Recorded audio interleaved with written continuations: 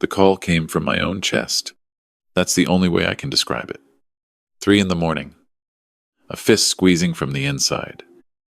And I managed to dial 911 before the floor came up to meet me. The paramedics said I'd had a widowmaker, the kind that kills most men before the ambulance arrives. I survived.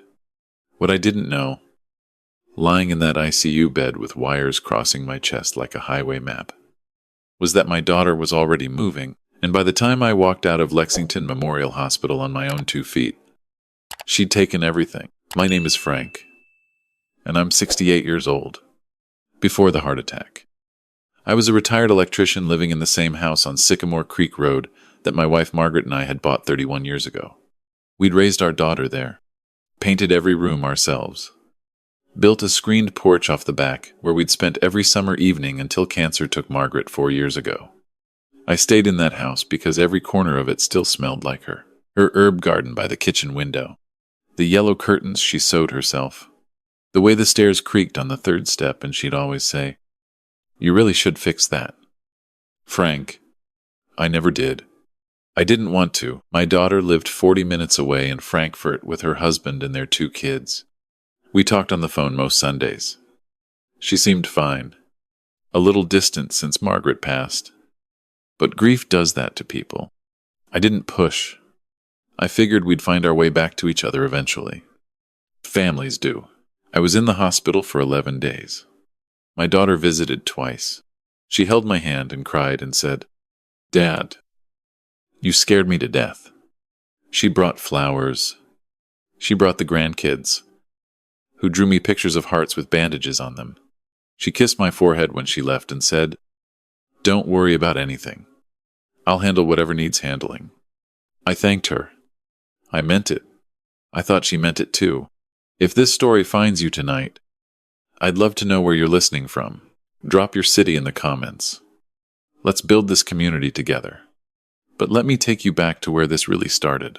The discharge nurse wheeled me out into the November cold, and I stood on the hospital steps for a minute, just breathing the outside air.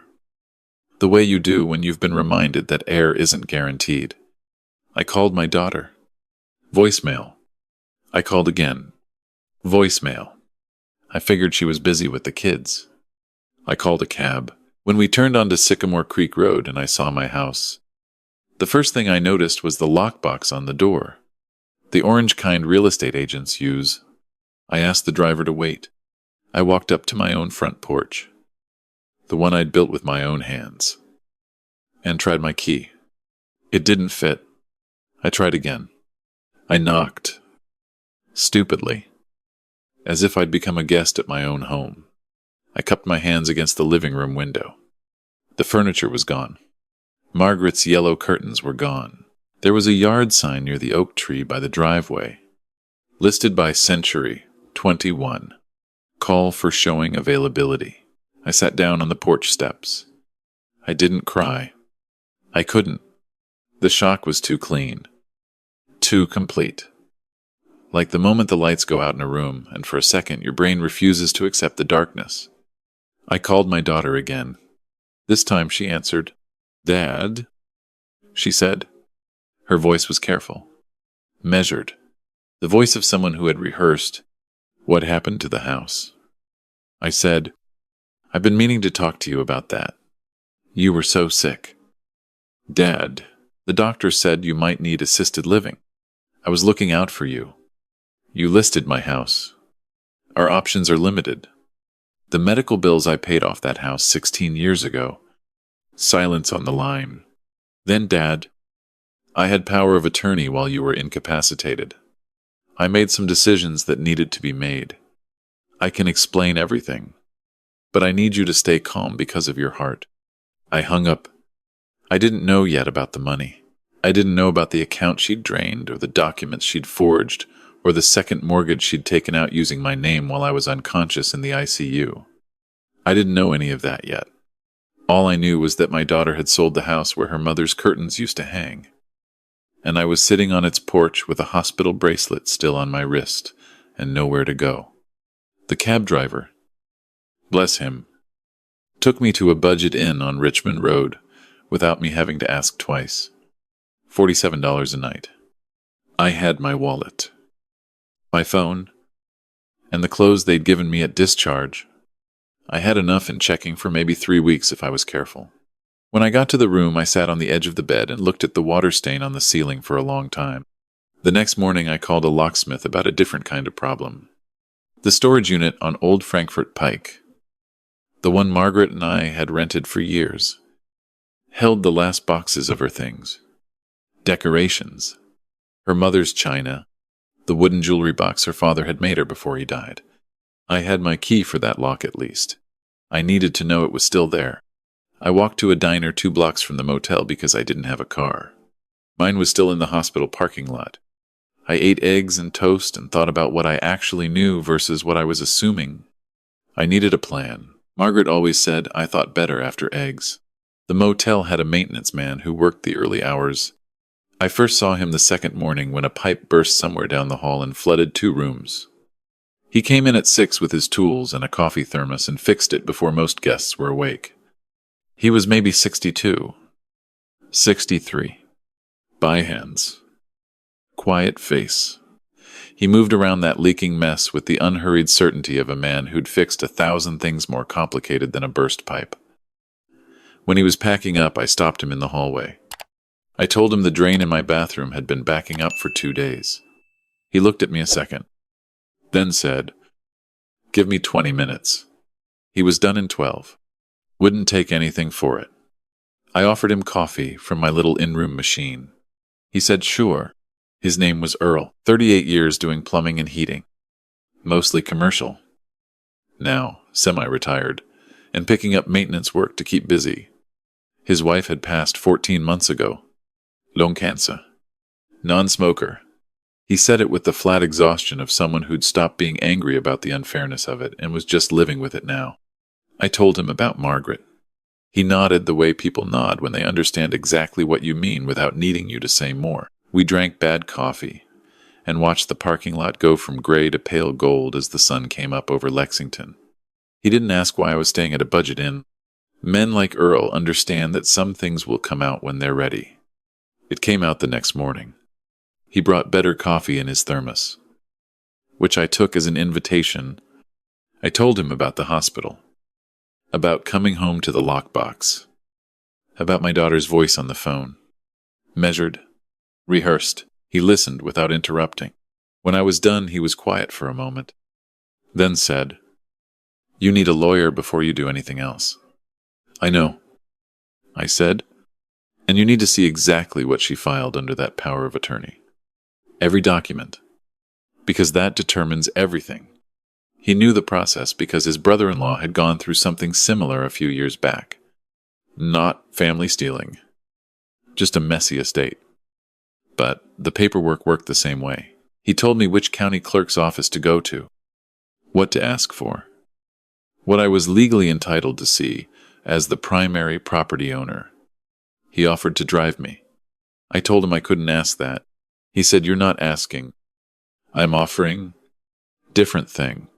The county clerk's office opened at 8:30. Earl picked me up at 7:50.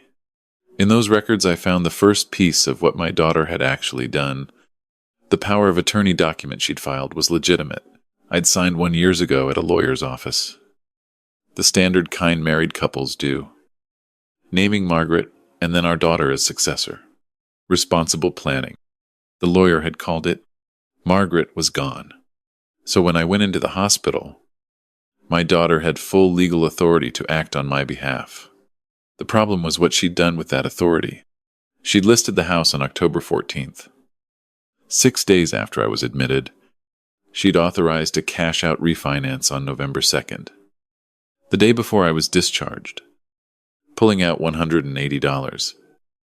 0 inches equity against the property. She'd also requested a withdrawal from the joint savings account Margaret and I had maintained for decades, with a balance at the time of my admission of $214. Ling, ling, ling. The withdrawal was for the full amount. I sat in the car outside the clerk's office with the photocopies on my lap. Earl read them over my shoulder without speaking. $400,000. I said finally. He let out a slow breath through his nose. That's what it looks like. I thought about my daughter at 16, sitting at our kitchen table with her math homework spread out everywhere. I thought about driving her to volleyball practice at 6 in the morning twice a week for 3 years. I thought about the toast she gave at our 35th anniversary dinner, when she'd cried, talking about what her parents' marriage had meant to her, what it had taught her about love. Why? I said. Not to Earl. Really, just to the heir. That's what we need to find out, Earl said. Because there's a difference between a daughter making a panicked mistake and a daughter who planned this. He was right, and the difference mattered, legally and in every other way. The next 2 weeks were the most methodical I'd been in my life. I wasn't a man of legal documents and financial records. I was an electrician. I understood systems, circuit, where the power flowed and where it got cut off. I started thinking about this the same way. Follow the current, find the break. Earl drove me places. I asked him not to, and he kept doing it anyway. He'd show up at 7:50 like it was nothing. Thermos in hand, and ready to help. An old man he'd met over a backed-up drain untangle the worst thing that had happened to him since his wife died. I didn't understand it at first. I asked him once why he kept helping. He looked at me with an expression I couldn't quite read and said, "Because Dolores would have wanted me to." That was his wife's name. I didn't ask again. The lawyer I found took one look at the documents and said, "This is going to take time, but you have a case. Power of attorney doesn't authorize self-dealing. She cannot legally transfer your assets to herself or use them for her own benefit. If she did that, it's fraud. Possibly elder financial abuse under Kentucky statute. Very serious." I asked him the question I'd been turning over for 2 weeks. Why would she need $400,000? He leaned back in his chair. "That's not my job to find out," he said. "But it might matter to the case. If she was in debt, if someone was pressuring her, it affects the narrative. It doesn't change what she did. But juries are human." I hired him. Then Earl and I started looking. She'd been careful enough with the bank records, but people leave traces in other places. Her husband's construction business had a public contractor's license that listed their home address. Property records for their house in Frankfurt showed a second mortgage taken out 18 months ago. $120,000. Then a third mortgage 6 months later, $80,000 more. Their property taxes were delinquent by 2 years. They were drowning. I said, looking at the records on Earl's laptop in his kitchen. "Yeah," Earl said, "and they used you as a life raft." Still didn't answer the core question. How do you go from being underwater on your mortgage to needing $400,000? The amounts didn't match. There was something else. The answer came from an unlikely place. My daughter's husband had a brother who I'd met twice at family dinners over the years. A quiet man. Never quite looked you in the eye. I remembered my daughter once mentioning, years ago, that he'd had trouble with gambling. I hadn't paid much attention. People have all kinds of trouble. Earl found a civil judgment filed against my son-in-law in Franklin County. 18 months ago. $260,000. The plaintiff was a private lending company with an address in Cincinnati. The kind of company that lends money when banks won't, and collects in ways banks can't. There it was. They'd borrowed from people you don't borrow from. They'd used the house to try to pay it down. When that wasn't enough, when the pressure got unbearable, my daughter had looked at what she had access to and made a choice.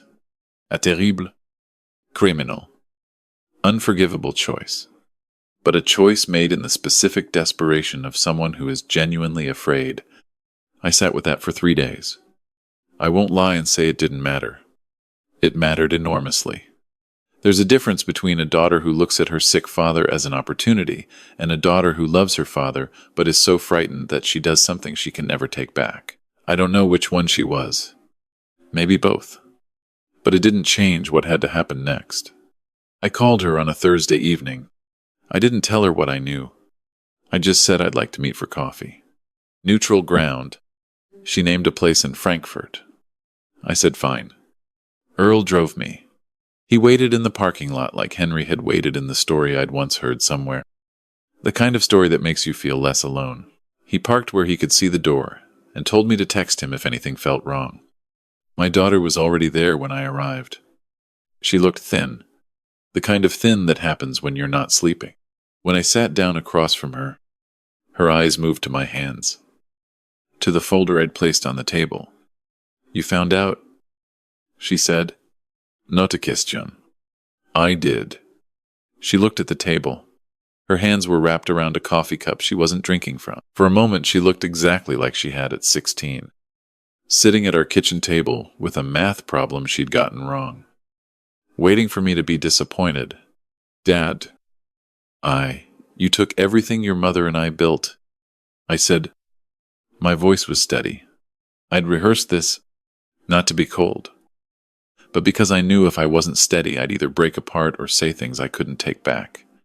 "You took the house where she lived. The account we built together for 30 years. You did it while I was in a hospital bed." She started to cry. I know what I did. I need to hear it from you. Not what you had to do. Not what the situation was. What you did?" She told me. All of it. The gambling debt her husband's brother had gotten them into. The loans.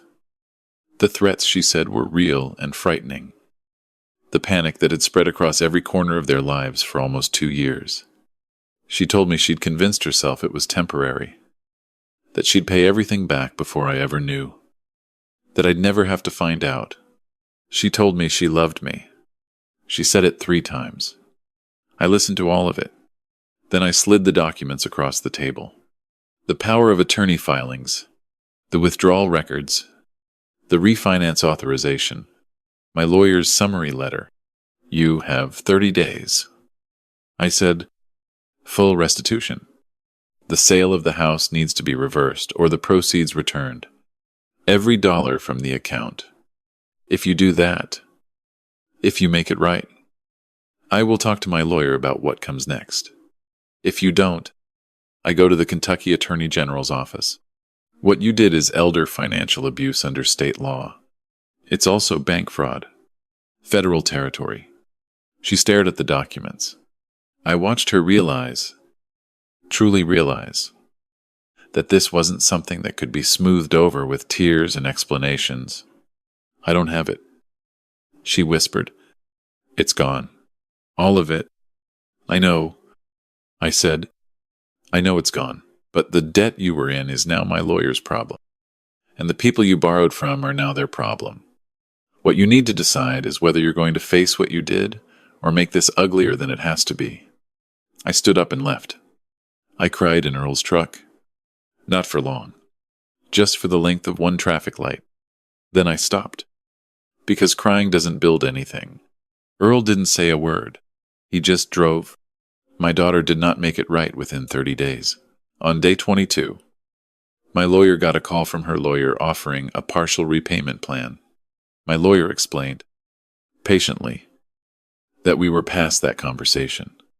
On day 31, we filed with the Kentucky Attorney General's office and submitted the parallel documentation to the FBI field office in Louisville. Because the bank fraud aspect crossed federal lines. What followed was 4 months of legal machinery moving the way legal machinery moved, which is slowly and without drama. Unlike the movies, there were interviews, document requests, depositions. My son-in-law's connection to the private lending company opened a separate investigation that I had nothing to do with and everything to do with causing my daughter was charged with elder financial abuse, bankfraud, and misuse of power of attorney. Her husband was charged separately in connection with the lending arrangement. The case took 8 months to resolve. My daughter pleaded guilty to 3 counts to avoid trial. The judge sentenced her to 5 years probation, mandatory repayment, and 200 hours of community service. She avoided prison in part because of her 2 children, my grandchildren, who I thought about every day through all of it. The restitution order covered the full $394,000 plus interest and legal fees, to be collected over 7 years, through wage garnishment and asset liquidation. My house on Sycamore Creek Road had already sold. I would never get it back. But I would get the financial equivalent of it. Eventually. I didn't attend the sentencing. Earl offered to drive me, and I said no. I sat on a bench by a duck pond in a park near the motel, which I was still living in because my case was ongoing and I hadn't made new plans yet. And I watched the ducks with the cold January light coming off the water. My daughter had stood in front of a judge and admitted what she'd done. That was enough. I didn't need to watch it. That evening, Earl showed up with 2 styrofoam containers from the barbecue place on New Circle Road, and we sat in his truck in the motel parking lot, eating ribs and not talking about much. At some point, he said, "What do you want to do now?" Not accusing, not advising, just asking. The way someone asks when they're ready to help you figure it out. "I want land," I said. "Something outside the city. Something to build on." He nodded like he'd been expecting exactly that answer. "I know a guy in Garrard County who's been trying to sell 40 acres for 2 years. Good land. Timber on the north end. A creek that doesn't flood. He might deal." "How do you know everything?" I said. He smiled. "I've been fixing things in this state for 38 years. You meet people." We drove out to Garrard County on a Saturday in February. The land was bare and cold and beautiful. The way Kentucky gets in winter, when you can see the bone structure of the hills through the stripped trees. The creek was exactly what Earl said it would be, running clear over limestone. Not the muddy kind that creeps up and takes everything from you. I stood on a rise in the middle of the property and looked at the sky and thought about Margaret. She would have loved this. I said. Earl stood next to me. "Dolores always wanted a garden," he said. "Said she'd grow tomatoes and peppers. The whole thing. Never had the space." I looked at him. "We could build 2 houses." I said. "Small ones. Nothing fancy. I know how to wire them.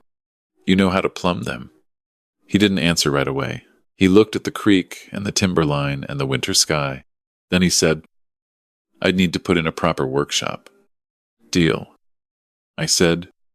We closed on the property in April with the first portion of the restitution funds my lawyer had been able to release. We broke ground in June. Earl retired fully from the motel job and I got my contractor's license updated. We hired 2 guys from Danville to help with framing. By late September, we had 2 modest houses and a workshop and a chicken coop that was Earl's idea and that I had opinions about but kept mostly to myself. My daughter wrote to me. A real letter. Handwritten. Not through a lawyer. She wrote that she was in counseling, that her husband was that she didn't expect forgiveness, that she understood if I never spoke to her again. She wrote that she was sorry for what she'd taken, but that she was most sorry for what she'd proven about herself when things got hard. That last sentence I read 4 times. I wrote back, short. I told her I needed time. I told her the door wasn't closed, but that she'd have to let me open it when I was ready. I told her I was thinking about the grandchildren, who hadn't asked for any of this, and that I hoped she was protecting them the way I hadn't been able to protect her from herself. I sealed the letter and drove to the post office and mailed it before I could second-guess it. Earl's younger sister came up from Tennessee to see the property in October, and she cried a little looking at the workshop because Earl had built a window on the east side that got the morning light exactly the way Dolores had always wanted in their kitchen. He hadn't mentioned that detail to me. He'd just built it. On the first evening in November, the year nearly finished, Earl and I sat on the porch of my little house with coffee and watched the sun go down over the Garrard County hills. The trees were red and orange in the last light. A deer came out of the timberline to drink at the creek. We didn't say anything for a long time because there was nothing that needed saying. Finally, Earl said, "Dolores would say this was exactly where I was supposed to end up. Margaret would say, I took the long way around getting here." I said. Earl laughed, the real kind, from the chest. I hadn't heard him laugh like that before. It was a good sound, carried by the evening air over all that land. I thought about the hospital room, the wires across my chest, the paramedic saying, "You're lucky," and meaning it in the narrow medical sense. I thought about coming home to the lockbox on my door and sitting on the porch steps with nowhere to go. I thought about a man with a thermos of coffee and 38 years of fixing things showing up at a budget inn on a Tuesday morning and deciding, for no reason I could ever fully explain, that an old stranger was worth helping. You know what I think was lucky? I said. Earl looked at me. Not surviving the heart attack. That was medicine. What was lucky was the pipe bursting in room 114 at 6 in the morning. He was quiet for a second. Then he said, I was already there. The pipe just introduced us. That's the thing about these moments. The ones that change everything. They almost never announce themselves. They arrive in ordinary clothes. A burst pipe. A thermos of coffee. A man who doesn't ask why you need help. Just asks where you need to go. I spent 4 years after Margaret died waiting to feel like myself again. And it turned out what I needed wasn't to feel like my old self. It was to find out who I was, when everything was stripped away, and I had nothing left but the choices I made and the company I kept. I lost a daughter to fear and desperation. I nearly lost everything else to the same. But I found a brother in the least expected place, in the hallway of a $47 motel on Richmond Road. And I found a home in 40 acres of Garrard County winterland. And I found that the life worth living isn't the one you protect. It's the one you build. These are the kinds of true stories I never thought I'd be telling. I was an electrician for 38 years. I wired buildings. I made sure the lights came on. I'm 68 years old and I'm still doing that work. In a different way. In a different place. With a man who brings better coffee than I do and who built a window for a woman who isn't here anymore just because the light deserved to come through the right way. Don't sign documents you haven't read. Don't assume love means safety. Don't wait until you're sitting on a porch with a hospital bracelet on your wrist to find out who your real family is. I learned all of those lessons the hardest way. But I'm here. On this porch. Watching this deer at this creek. And the light is doing exactly what good light does. It shows you what's real. If this story helped even one person protect themselves, or see clearly what they have before it's taken, or recognize a brother in a stranger who showed up at the right time for no reason at all, then the hardest year of my life had a purpose beyond my understanding. Thank God for burst pipes. Thank God for stubborn plumbers. Thank God for mornings that still come, no matter what the night before took from you.